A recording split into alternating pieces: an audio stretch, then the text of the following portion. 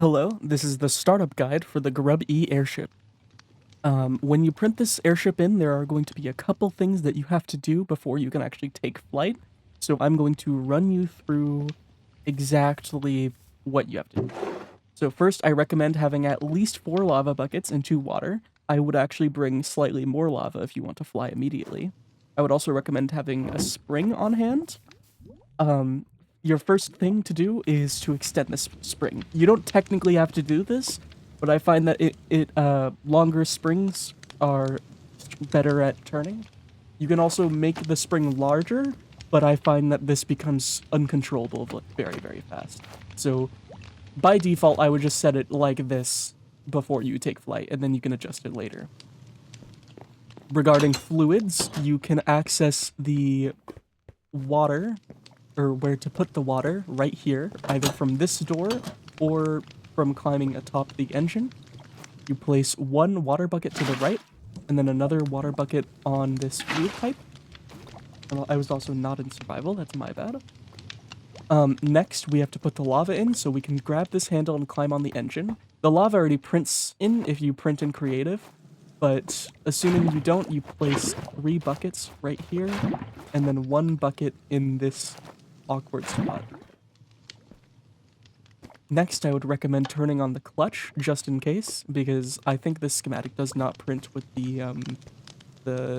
I think it prints with the engines at full force, so I would recommend turning on the clutch here. I'd also recommend putting in a bucket here, just so this is necessary for the steam engine to actually function.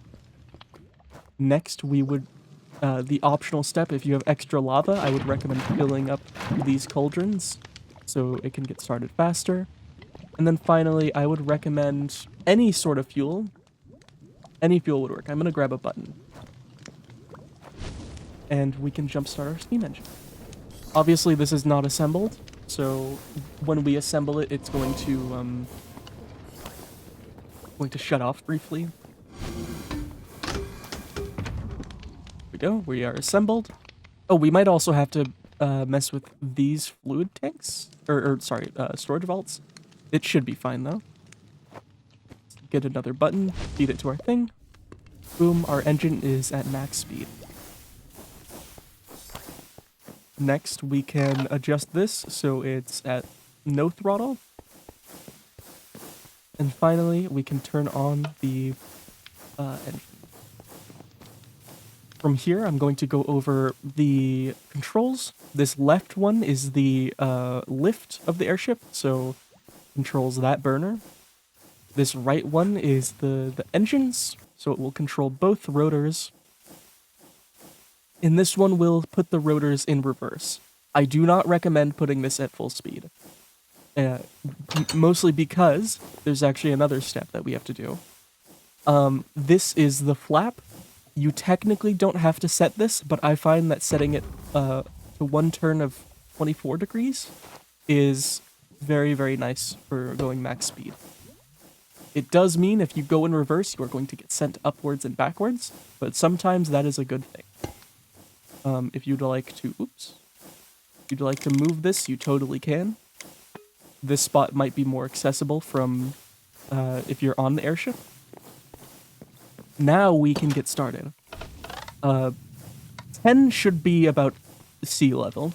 So if you want to fly above that, you have 5 degrees of control. Let's wait for our balloon to lift up a little bit. Here we go. Now that we're flying up, we can get started with a little bit of the motor. This goes at 50 blocks per second at max speed.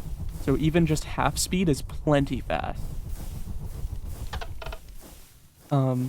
You can also turn while flying. You can see at the bottom, that's the spring, or the sploing. Very fast, very responsive. We can turn just fine while we're airborne. You'll also see that when we're faster, we will generally approach about 250 blocks. Or no, we go higher. I think we reach around the barrier of the thing. I'm gonna slow down so we don't generate chunks. This airship likes to climb up higher, and then at rest, it goes at about 170 or so, which isn't the highest thing ever, but it's higher than most mountains you'll encounter. It does mean that over, say, if you went to like those large mountains over there, you would have to pilot around them, and we can demonstrate that right now.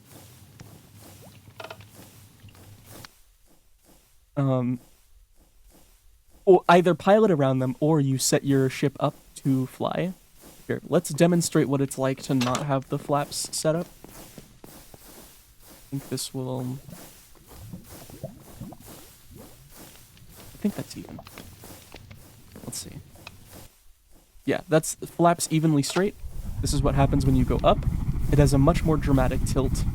But as soon as it reaches about 300, it will reach a cruising altitude, or even out. This might be more your speed. Or I say cruising altitude. It dips up and down. So that's why I personally don't like it as much. But you can use it to get over these large mountains. Let's take a bit to get over there. As you can see, we're flying on this map. Literally. Let's head over here. I don't recommend flying at full speed if you're playing on servers. Already you can see my game is lagging because it's trying to generate a bunch of chunks, and I'm sure Distant Horizons is not helping. But as you can see, with the flaps set like that, we can perfectly get over that mountain. Let's slow down. I'm also going to... Oops. Well, I guess I'm not.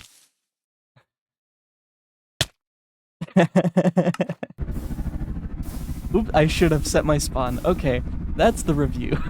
That's the review. I'm sure you can see that I've set up the airship, and you will find that as long as you don't fall out of the airship, it is wonderful. Alright, good luck.